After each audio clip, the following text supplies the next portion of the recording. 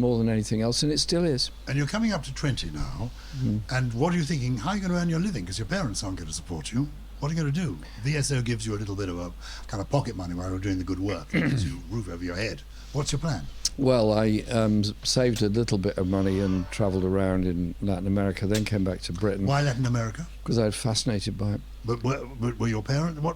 No, nobody in the family, never been there before. Because is not your current wife from Latin America in Mexico, some way, shape, or form? yeah. So go on. So I went to South America because I was fascinated by it, the ideas of it, and travelled all around. And on your own, hitchhiking? Yeah, completely on my own.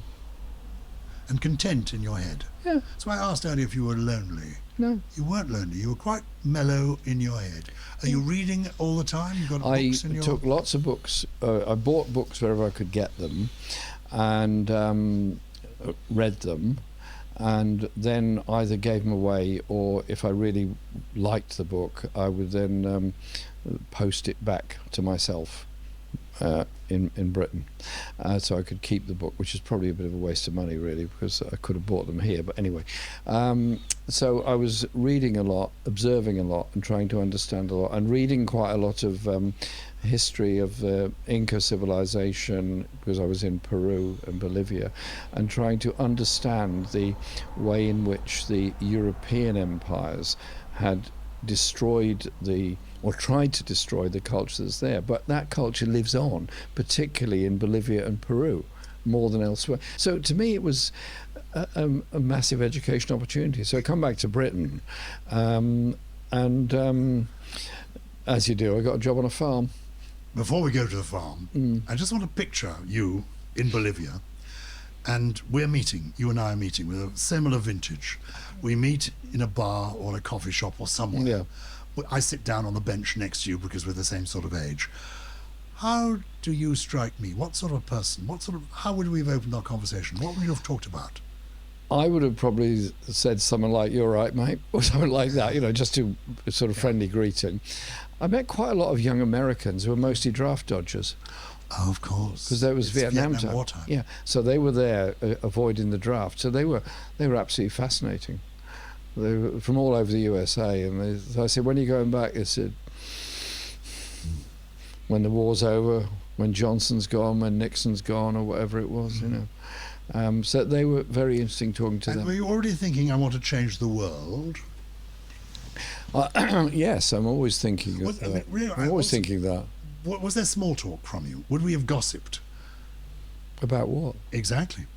We wouldn't. No, gossip.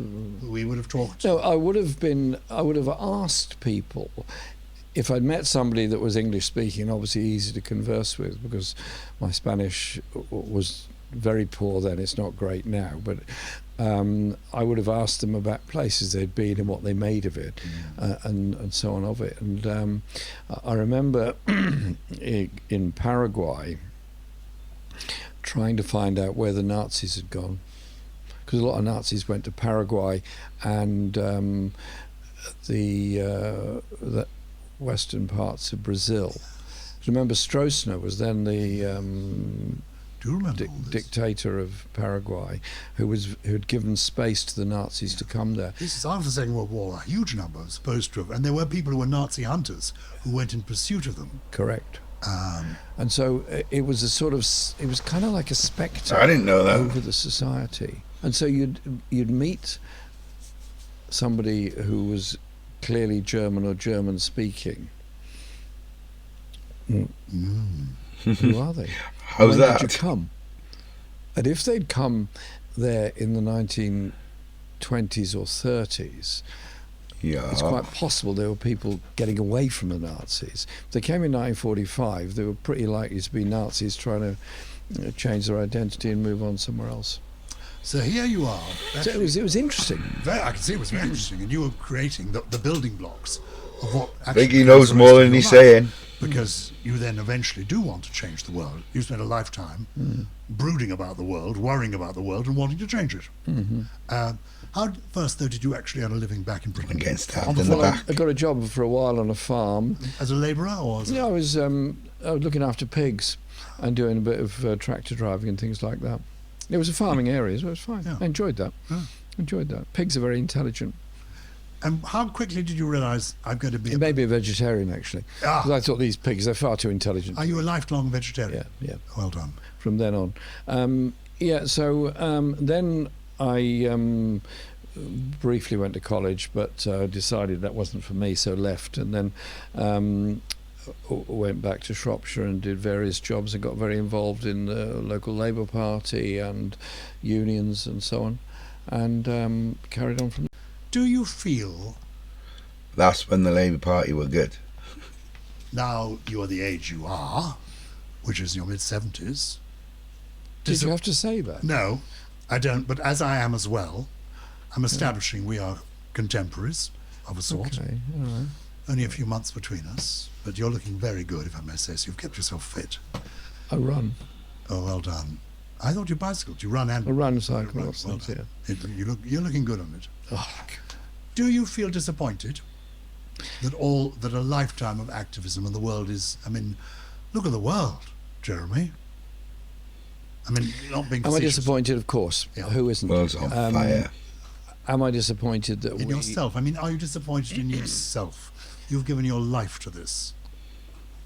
I am determined to carry on doing what I've always done, which is trying to make the arguments for what I would call social justice and peace and socialism, but also for a world of peace rather than disarmament.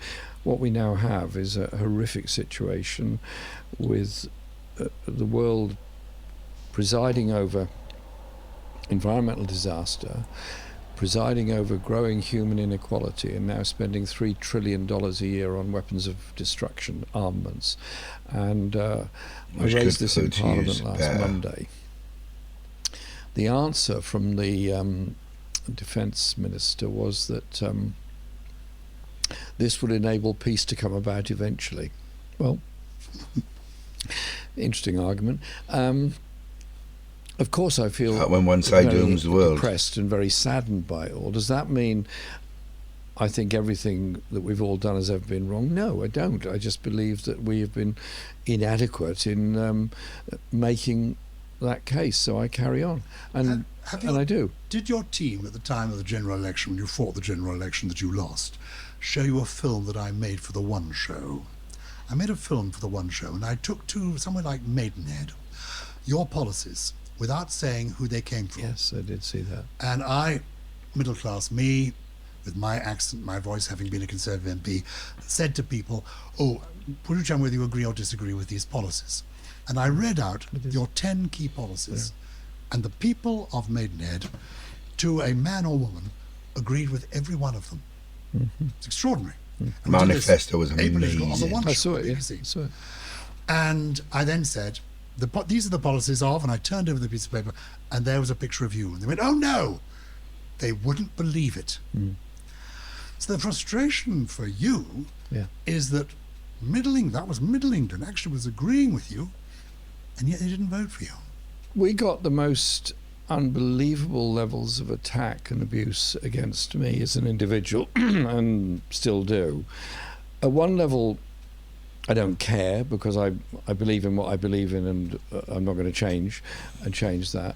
But the other level, it obviously is very damaging to a cause altogether. And I remember that very well. And I remember in my office they're saying this, and somebody, Seamus Milne it was, sort of said something. He said, "You know what, Jeremy?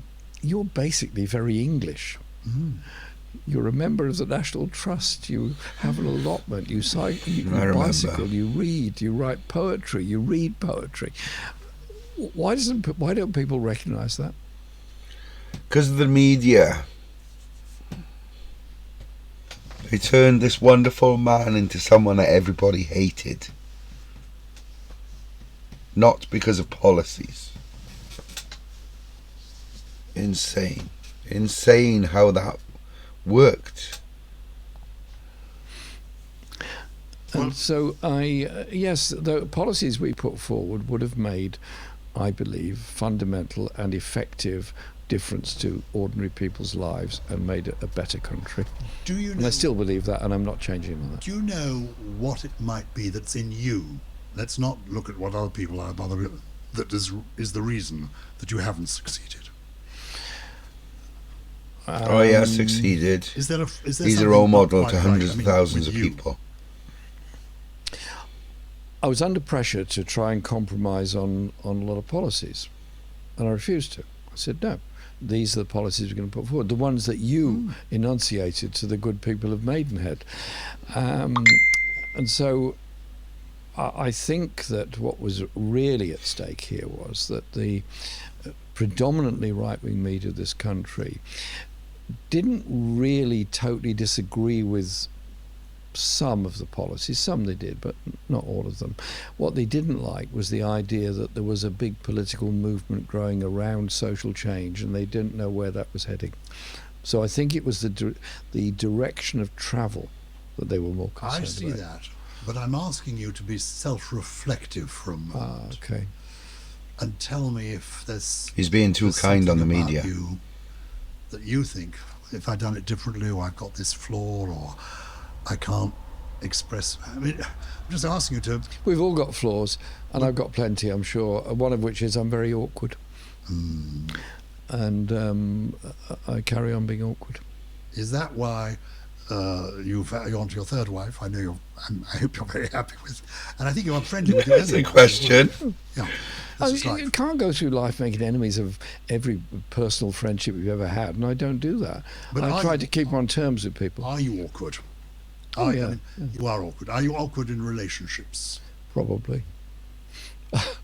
Yes, I should imagine I am, but because I like to,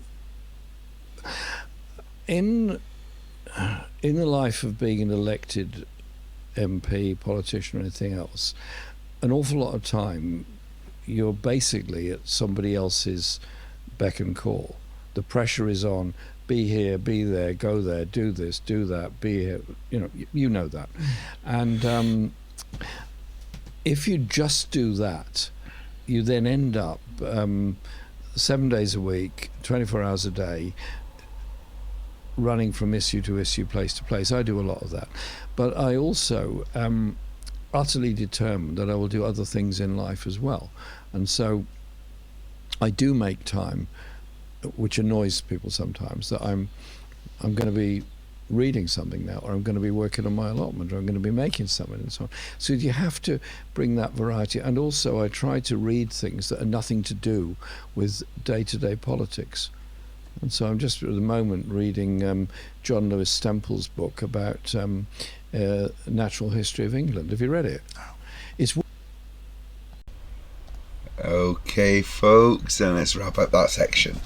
So yeah, from travelling to politics, activism, media, chasing some fugitives after World War II. So that's that part. We got one more part to go, so if you're still with me, thank you very much. Please comment, let me know what you think. I know this hasn't been very good, but I know I'm going to get better. Thank you.